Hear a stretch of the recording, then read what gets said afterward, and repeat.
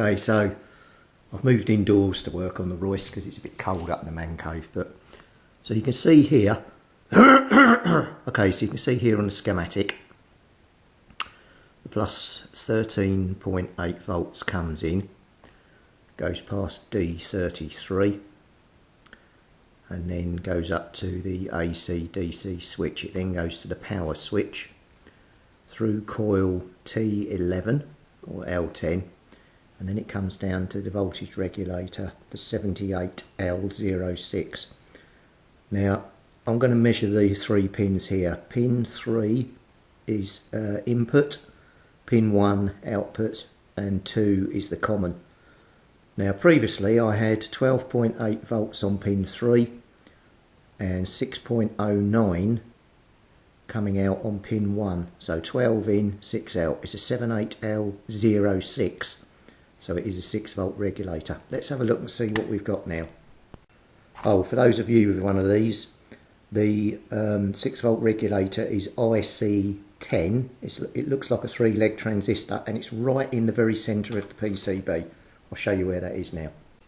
So here's your audio IC, and that transistor under the blue and purple wire here, down here, that's IC10, and that's what we're going to have a quick look at. So let's probe that and see what we get.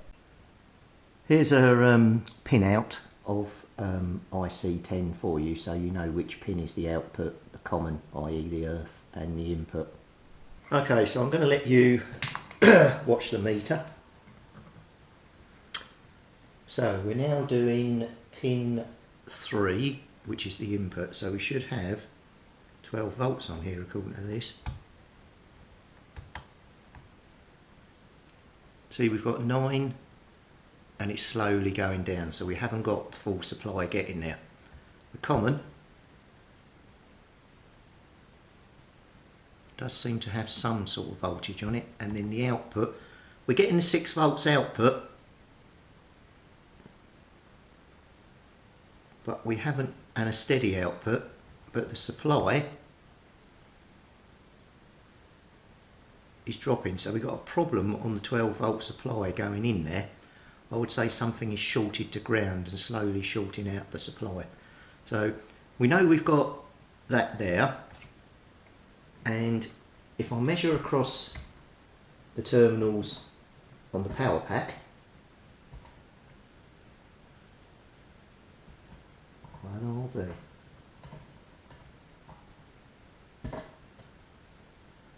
I'm pulling loads. Right, hold on a minute.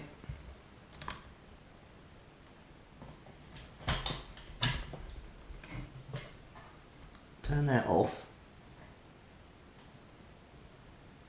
So I've got 13.83 volts on there. Connect the radio without transmitting, and instantly we're only pulling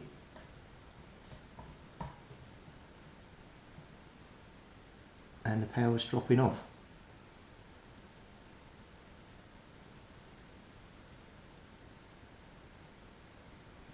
So let's just try something here. Let me disconnect that red lead. Connect that probe onto there.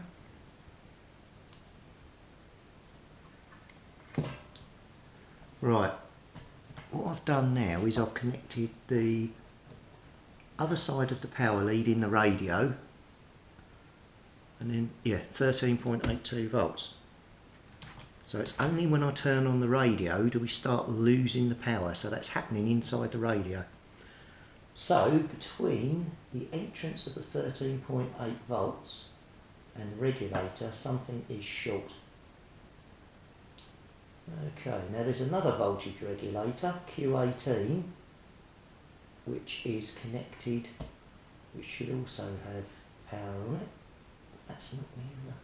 Okay, we'll have to go through component by component. What I need to do is check the other side of T11L10, it's a coil, and just check that hasn't gone open circuit, because that's straight down in. That's the only bit between the DC power supply and oh, mind you, there's an R7, a 1200 ohm resistor. That could have gone open circuit. Let me have a look at that first. Right, so the power comes along here, goes along to this where it says number 3. You're supposed to have the 13.8 volts. If you come across down into the output modulator section, you've got the AM voltage regulator here, and you've got R63, which is a 10k 7 watt resistor, which is this thing here. Now if I turn the power on, this is getting absolutely red hot. So I am going to desolder that component and have a look at that, because this whole area here is red hot. That, to me, feels like where the power is coming from. So I'm going to desolder that component and we'll test that and see whether that's gone open circuit, because that could be what's dragging down 3 volts on the power. Okay, so I've been busy with the radio and look what I've managed to do. Notice it's on AM. I can move it. Now I'm on upper sideband and the radio's still on.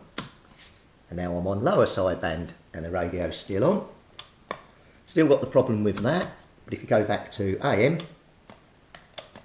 no TX, but we've still got this dodgy bit at the back. But I've actually sorted that power supply issue, and I'll show you what it was. You won't believe it.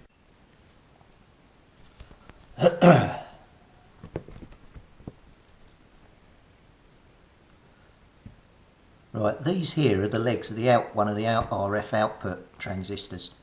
And this point here and this point here, I was in here resoldering these. And when the smoke come, I didn't realise it, but I obviously I had touched my soldering iron across these 2 points here in the panic when I had the short, and I'd soldered that terminal to that terminal, and that's why I had that problem with the power. But now I've resolved it. However, I've still got the modulation issue, so I've got to get after that now, but that will come in part 2 of this video. That'll be now getting the modulation back, but at least